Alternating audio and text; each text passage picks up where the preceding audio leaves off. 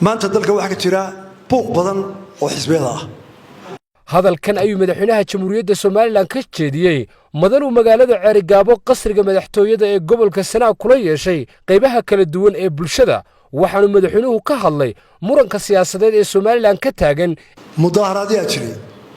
mudaharaadiyad waxaanu ka doonaynaa kaliya oo ku qaban karnaa maadaama taagteenu daran tahay dadkeenu aanay aqoon caadifadeenu sareyso waxa laga codso sharci u dhigay xaq buu u leeyahay muwaadinku inuu codkiisa soo doono u muujin karo hadal iyo qoraal iyo sawir uu leeyahay laakiin sidoo muujinayo xeer baa qeexaya xeerkaasi waxa koowa nabadgelyada muwaadin kasta iyo hantidiisu nabad gasho mudaarka loo nabadgeliya sida loo nabadgelinayo codsiga dawladda soo qoraya tani kulay xisbiyada mucaaradka wala isaga imanaya wartaasmeeno suurtagelaysa warseenu dhaana wartaameenu qaban karayna war xaqeen wax nabadgelina tiibaan dhicin waraaq wargelinay soo qoreen waxa lagu yiri isu keena way ka xanaaq war waxay noo golo weyn mermerinaya baan mudaharaadka uu dhaqaaqaya mas'uuliyadda laga saarmaysa dhibaato inaanu baahdi ma ka dhacday dhibaato aan ina jeclayn oo diyaarahay waan wadana waxaan naga dhiman dhaawac ma jiro haday xarig tahay haday buuq tahay anaga dawladda xil baan saaran waxa tira dalka amnigiisa adaa qaabilsan horta marka hore amniga koow marka amniga xasiil la hadlay waxba la isku badiidana aad baan u ixtiraamnaa xisbiyada mucaaradka kuwa jooga iyo kuwa iman doona waayo waxay xabaarsan yihiin dad codkood waxaan u mahadnaqayaa oo mas'uuliyadu way muujiyay oo qaranimada dhinacooda haya golaha wakiilada ee la doortay imika ee uu hogaamiyay Cabdirasaaq Khaliif oo isaguna si miir qabo odnimo uu hogaamiyo dalka halkaas maraya waxaan ku faanayna inuu dimuqraadiyad marayno mudaharaad iyo xisbiye isbedela iyo mucaarad kulul inaan isku eryeelno faan iyo sharaf bay noqotay magaalo kastoo taga hadaan madaxweynaha uma diyaarihi in sacab lay wato uma diyaarihi in la soo wada dhaweeyo ninka iga soo horjeedayna war waxa uu doonay waa qalad xaq buu leeyahay laakiin miirqab hay ku raadana miirqab markuu jawaabayay tabturiyada cabtu ma nacab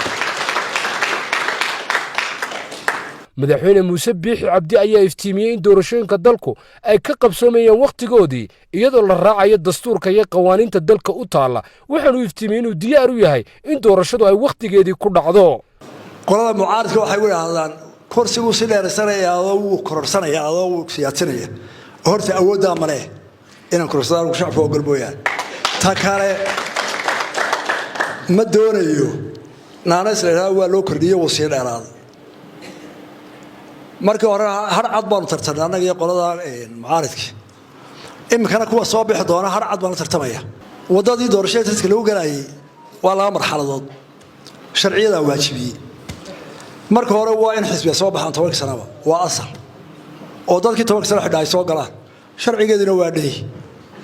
hadii inta ka horeysa aanu dadaallo imka iyagu soo dadijaawa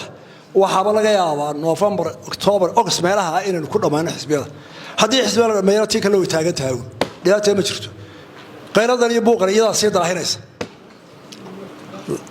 tii taagneed baa la iska tiraya tii fogeed baa la qabsanaya mar walba doorasho la jiitamo oo waqtiyaal loo saadaan dul fikra geena xagga ka imanaysa iyo dawladda toona qolata waaya aragana waanoona oo mara qolada dhicida iyo deeninka ragaan markuu soo maray anagu sagaal gooraan soo dhaco madax laga garaacadoon soo kacayoon soo toosayo wariba inay imka fududtay waaban in badan oo joogo aniga saarkeedo oo biga soo dhacay raga ku soo ordayo adoo ka carriyaan ku arki doona sayde ilaa inta hada way ku wanaagsantii marka uu ku sileeyay taasaan ka yiri waa dictatoriyad wixii aad rag kala dagaalantay wixii aan Soomaaliya ragii ka dagaalamaan inaan wixii aan rag ka diidan ku sameeyaan xaasha Ilaahay gama rasuulo aniga qaarkay toona wala xisbiyada ka suurtoobin walaalaha maanta la hadlayna aniga ka suurtoobin war waxaad adigu qeyrka diidan kala dawlad tagimis suurtagal lama qolada nimanka shirna oo sheegaya kuwa xisbiyada oo sheegaya Ridwaan Caydiid Ismaaciil Akiid Radio Hargeysa magaalada Ceerigaabo ee xarunta gobolka Sanaag